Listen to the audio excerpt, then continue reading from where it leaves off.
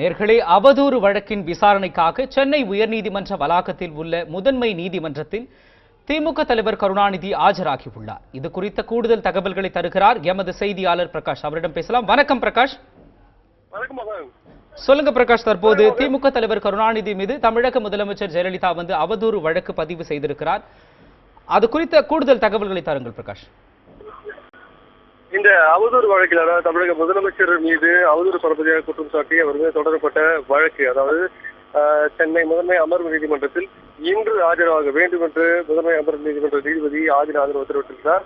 அந்த வழக்கில் திமுக தலைவர் கருணாநிதி இன்று நேரிலே ஆஜராகியிருக்கிறார். அதாவது இந்த வழக்கில் இருந்து ஆஜராவதற்கு விலக்களிக்க வேண்டும் என்று எந்த விதமான கோரிக்கை மனு தாக்கல் செய்யாமல் இந்த வழக்கில் இன்று நேரில் ஆஜராகியிருக்கிறார். இந்த உயர்நீதிமன்ற வளாகத்தில் இருக்கக்கூடிய சென்னை முதன்மை அமர்வு நீதிமன்றத்தை பொறுத்தளவில் நூற்றுக்கணக்கான திமுக வழக்கறிஞர் மற்றும் தொண்டர்கள் அவருடன் வந்திருக்கிறார்கள். அதே போன்று கட்சியின் பொருளாளர் ஸ்டாலின் மற்றும் மகளிரின் தலைவி கனிமொழி, துரைமுருகன், ஆற்காடு வீராசாமி மற்றும் திமுக சேர்ந்த அனைத்து வழக்கறிஞர்களும் இங்கே பெருத்திரளாக திறந்திருக்கிறார்கள். இன்று ஆஜரான திமுக தலைவர் கருணாநிதிக்கு வரும் மார்ச் மாதம் 10ஆம் தேதி அன்று இந்த வழக்கு விசாரணை மீண்டும் நடைபெறும் என்று வழக்கை ஒத்தி வைத்திருக்கிறார் நீதிபதி ஆதிநாதன் மோகன். பிரகாஷ், இப்ப அங்க பாதுகாப்பு ஏற்பாடுகள் எப்படி இருக்கு, அதை பத்தி சொல்லுங்க பிரகாஷ். நீதிமன்ற வளாகத்திற்கு நீதிமன்றத்தில் நேரில் ஆஜராக உள்ளதாக ஏற்கனவே திமுக தலைவர் கருணாநிதி அறிவித்திருக்கிறார். முன்னாள் முதலமைச்சரும் திமுக தலைவருமான கருணாநிதி நீதிமன்றத்தில் ஒரு வழக்கில் நேரில் ஆஜராவது என்பது மிக முக்கிய செய்தியாக பார்க்கப்படுகிறது. இங்கு மிகப்பெரிய பரபரப்பு சூழ்நிலை காணப்படுகிறது. வழக்கறிஞர்களும் தொண்டர்களும் பெருந்திரளாக திறந்து வந்திருந்தால் செய்தியாளர்கள் செய்திகளை சேகரிக்க முடியாமல் திணறி வருகிறார்கள். அதே நேரத்தில் அந்த நீதிமன்ற வளாகத்திற்குள்ள, அந்த நீதிமன்ற அரங்கத்திற்குள்ளாகவும் பெருந்திரளாக வழக்கறிஞர் வந்திருக்கிறார்கள். திமுக தலைவர் கருணாநிதி தரப்பில் 5 வழக்கறிஞர்கள் இந்த வழக்கில் அவர் சார்பாக ஆஜராக இருக்கிறார். அதாவது சண்முக சுந்தரம், டி வில்சன், ராமசாமி, கபிலன் மற்றும் என்ஆர் இளங்கோ ஆகியோர் கருணாநிதி தரப்பில் அவர்கள் கவுன்சிலாக இருக்கிறார்கள். மேலும் அரசு தரப்பில் பார்த்தோமானால் சென்னை மாநகர கூடுதல் பப்ளிக், அதாவது சிறப்பு பப்ளிக் ப்ராசிக்யூட்டராக இருக்கக்கூடிய ஜெகன், எம்எல் ஜெகன் அரசு தரப்பில் ஆஜராக இருக்கிறார். இந்த வழக்கில், அதாவது திமுக தலைவர் கருணாநிதி இந்த வழக்கில் ஆஜரான உடனேயே சில மணி துளிகளிலேயே, அதாவது ஒரு 20 வினாடிகளுக்குள்ளாக இந்த வழக்கு நேரில் ஆஜரானதை தொடர்ந்து வழக்கு விசாரணை தேதியை ஒத்திவைத்து நீதிபதி ஆதிநாதன் உத்தரவிட்டிருந்தார். பாதுகாப்பு ஏற்பாடுகளை பொறுத்தவரை மிகப்பெரிய அளவில் சென்னை உயர்நீதிமன்ற வளாகத்தில் பலப்படுத்தப்பட்டிருக்கிறது. அதாவது ஏதேனும் அசம்பாவித சம்பவம் நடந்துவிடாத வண்ணம் காவல்துறையினர் பாதுகாப்பு அளித்து வருகிறாங்க போகிறார். பிரகாஷ், இப்போ இந்த வழக்குல குறிப்பா திமுக தலைவர் கருணாநிதியோடு மற்ற யார் மேல வழக்கு தொடுத்திருக்காங்க, அதை பத்தி சொல்லுங்க.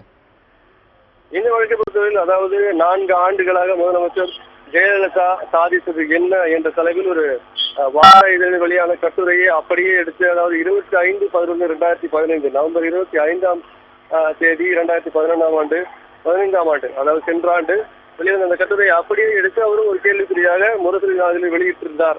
இதுதான் அவர் மீதான அவதூறு வழக்கு தொடுப்பதற்கான காரணமாக இந்த மனுவில் கூறப்பட்டிருக்கிறது.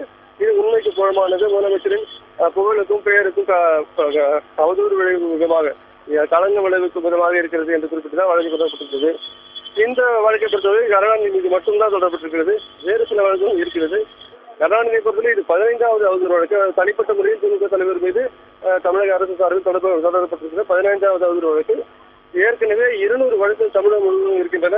சென்னையை பொறுத்தவரை திமுக மீது மட்டும் 120 அவதூறு வழக்கு சென்னை, அதாவது நீதிமன்றங்களில் நிலுவையில் இருக்கின்றன. பிரகாஷ், இப்போ இன்னொரு முக்கியமான ஒரு விஷயம் என்னன்னு பார்த்தோம்னா, இன்னும் ஒரு 3 மாசத்துக்குள்ள நமக்கு சட்டப்பேரவை தேர்தல் வரப்போகுது. அந்த நிலையில இந்த வழக்கை எப்படி பாக்குறாங்க அரசியல்வாதிகள், சமூக ஆர்வலர்கள், பொதுமக்கள் எப்படி பாக்குறாங்க, அதை பத்தி சொல்லுங்க பிரகாஷ். இந்த வழக்கில் திமுக தலைவர் கருணாநிதி நேரில் ஆஜராகி இருப்பது என்பதே ஒரு அரசியல் பின்னணியாகத்தான் கூறப்படுகிறது. எதிர்வரக்கூடிய தமிழகத்திற்கான சட்டமன்ற பொது தேர்தல் என்பது இன்னும் சில மாதங்களில் வர இருக்கு. நீங்கள் குறிப்பிட்டது போல 3 மாதங்கள் வரை இருக்கிறது. இந்த சூழ்நிலையில் நேரில் ஆஜராகி திமுக தலைவர் கருணாநிதி ஒரு வழக்கிலிருந்து தன்னை விடுவித்துக் கொள்வதற்காக அந்த வழக்கிலேயே ஆஜராவது என்பது ஒரு அரசியல் பின்னணியாக இருப்பதாக கூறப்படுகிறது. அதே நேரத்தில் சில மாதங்களுக்கு முன்பு, அதாவது கடந்த ஆண்டு நவம்பர் மாதத்தில் திண்டுக்கல் நீதிமன்றத்தில் கூட திமுக பொருளாளர் ஸ்டாலின் இதே போன்ற ஒரு அவதூறு வழக்கில் நேரில் ஆஜரானார். மேலும் குறிப்பிட வேண்டும் என்றால் டெல்லியில் கூட ஒரு வழக்கில், அதாவது நேஷனல் நாடு பத்திரிகையில் எழுதின வழக்கில் அதாவது காங்கிரஸ் தலைவரும் துணை தலைவரும் ஆஜரானார். சோனியா காந்தி, ராகுல் காந்தி ஆகியோர் மிகப்பெரிய பரபரப்பை ஏற்படுத்தியது.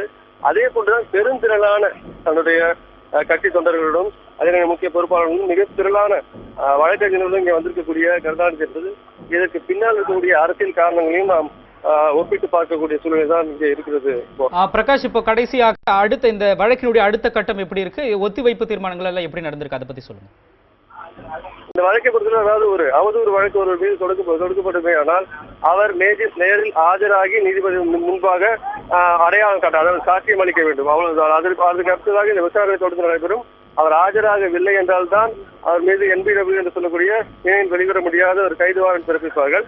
எனவே இந்த வழக்கிலிருந்து தாம் பல வேலைகள் காரணமாக, அதாவது பொதுவாகவே பார்த்தோம்னா அரசியல் கட்சி தலைவர்களும் அதே நேரத்தில் அரசாங்க பொறுப்பில் இருப்பவர்களும் கூட இது போன்ற அவதூறு வழக்கில் தொடரப்படும் போது பணியின் காரணமாக ஆஜராக முடியவில்லை என்று கோரிக்கை விடுத்து மனு தாக்கல் செய்து இந்த வழக்கிலிருந்து விடுவித்துக் கொள்வது அல்லது விலக்களிக்க வேண்டும், நேரில் ஆஜராவது என்பது குறித்து மனு தாக்கல் செய்வார்கள். ஆனால் அது போன்ற ஒரு மனுவை தாக்கல் செய்யாமல் தற்போது கருணாநிதி இந்த வழக்கில் ஆஜராக இருக்கிறார். இந்த வழக்கை பொறுத்தளவில் அடுத்த கட்டமாக விசாரணை தொடர்ச்சியாக நடைபெறும். இவர்கள் தரப்பிலிருந்து வழக்கறிஞர் அவருடைய வாதத்தை முன்வைப்பார்கள். அதே நேரத்தில் அவர்கள் தரப்பிலிருந்து குறிப்பிடுவார்கள். அரசு தரப்பிலிருந்து உச்சநீதிமன்றம் ஏற்கனவே குறிப்பிட்டிருக்கிறது. அதாவது எதிர்கட்சிகள் என்பவர்கள் அரசாங்கத்தை விமர்சிப்பது என்பது அவருடைய வேலை. அதை எடுத்து அதை ஒரு பொருட்டாக எடுத்துக்கொண்டு அவர்கள் மீது அவதூறு வழக்கு தொடர்வது என்பது நல்ல ஒரு ஜனநாயகத்துக்கு நல்ல மாண்பாக இருக்க முடியாது என்று ஏற்கனவே உச்சநீதிமன்றம் கூறியிருக்கிறது. அதையும் கூட தற்போது திமுக தலைவர் கருணாநிதி தரப்பில் மனுவில் தாக்கல் செய்வதாக கூறப்படுகிறது. மோகன், நன்றி பிரகாஷ். உங்களுடைய கூடுதல் தகவல்களுக்கு நன்றி பிரகாஷ்.